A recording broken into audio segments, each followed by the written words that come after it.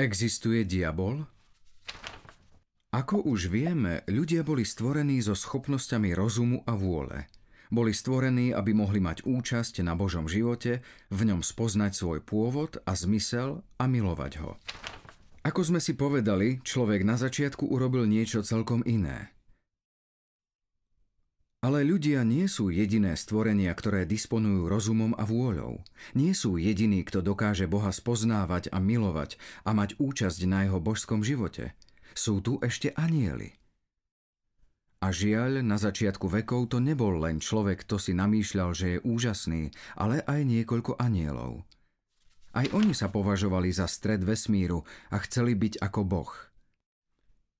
A ani v ich prípade to nedopadlo dobre. Podobne ako ľudia, aj títo anjeli stratili priateľstvo s Bohom. Voláme ich diabli alebo démoni. Pre ich vodcu používame meno Satan alebo Lucifer. Takže tak to bolo. Z toho vyplýva jedna dobrá a jedna zlá správa. Tak najprv tá zlá. Diabol naozaj existuje. Nemá síce rohy, kopytá a červený odev, ale padlí anjeli sú reálni. O ich existencii sa v Biblii jasne hovorí. A teraz dobrá správa. Nie je to ako v hollywoodských filmoch, v ktorých má človek pocit, že Zem je bojskom medzi dobrým a zlým Bohom.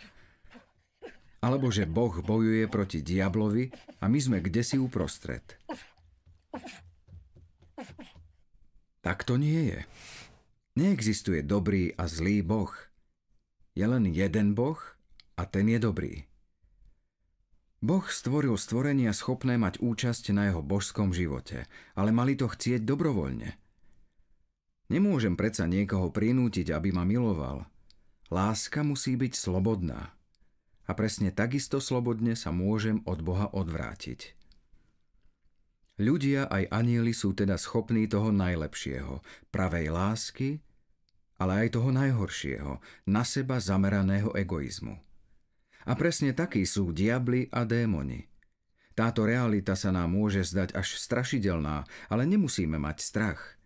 Diabli a démoni sú len stvorenia a preto jednu vec nikdy nedokážu, a to premôcť Boha.